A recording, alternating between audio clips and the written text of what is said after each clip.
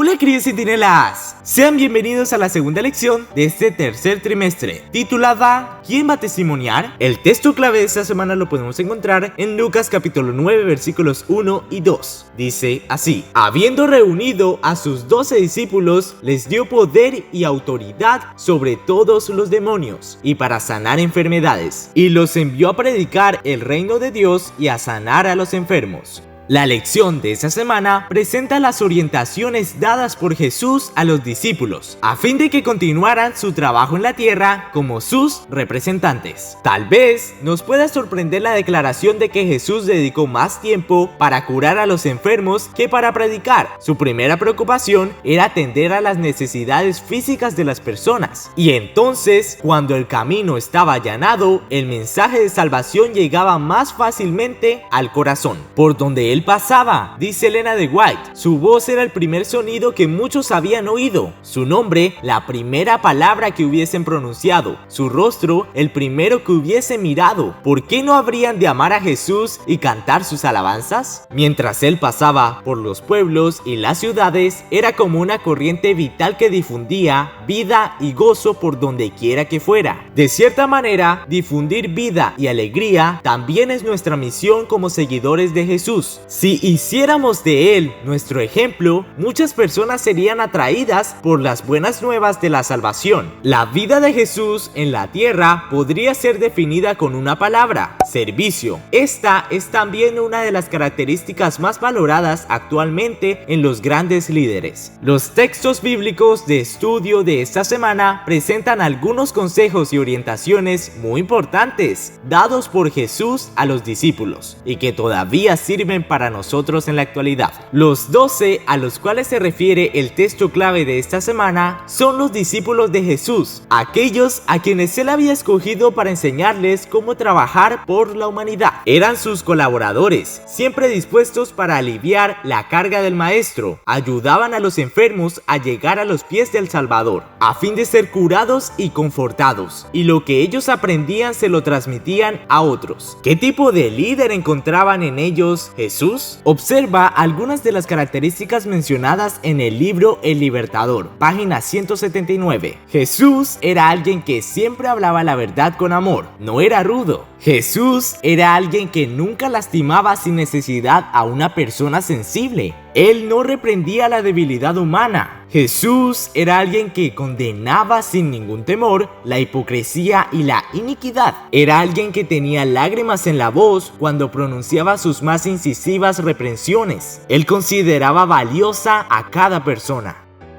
Todavía, en los días actuales, el mejor argumento en favor del evangelio es desarrollar estas características en nuestras vidas y ser para los demás como el rocío y como las suaves lloviznas que refrescan las plantas a punto de marchitarse.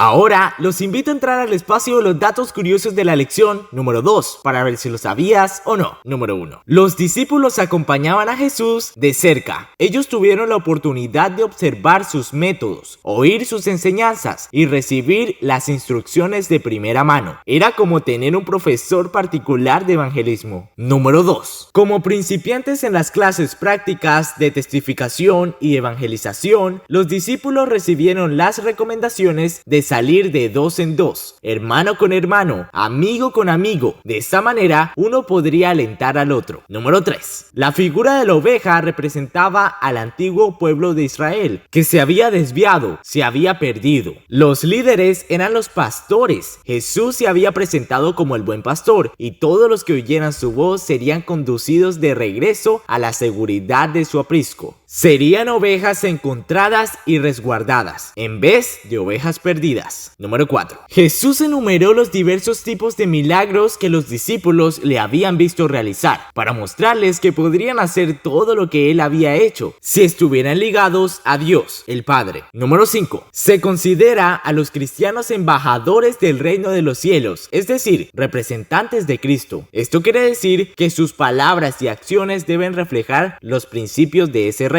Número 6. Dar un vaso de agua a alguien puede parecer un gesto muy simple. Sin embargo, en las tierras bíblicas donde el agua era escasa, este servicio era no solamente importante, sino necesario. Luego Jesús les dijo otra vez: paz a ustedes, como el Padre me envió a mí, así yo los envío a ustedes. Juan 20:21. Hablemos del testimonio. El testimonio es algo poderoso, ¿no es cierto? Fíjate en esta pequeña historia. Cuentan que un leñador había sido atacado por un enorme tigre. Había conseguido sujetar al animal por el rabo y luchaba valerosamente a fin de impedir que el tigre lo alcanzara con sus garras. Cuando un monje budista llegó a ese lugar y notó la situación crítica del leñador, el leñador le rogó: por favor, toma mi machete y mata a este tigre antes de que me coma vivo. Respetuosamente, el monje le respondió que no podía hacer eso porque era budista y consideraba todas las vidas como sagradas. Entonces, desesperado, el leñador pidió al monje que cambiara el lugar con él y sujetara el rabo del tigre, mientras él mataba al animal con su machete. El monje estuvo de acuerdo y ellos cambiaron de lugar. El leñador tomó su machete, lo colocó sobre sus hombros y con indiferencia se fue. El monje budista, muy alarmado, gritó: por favor, vuelve y mata a este tigre de la manera en que prometiste hacerlo o me devorará. A lo que el leñador le respondió: quedé tan impresionado con tu ejemplo que terminé por convertirme a tu creencia.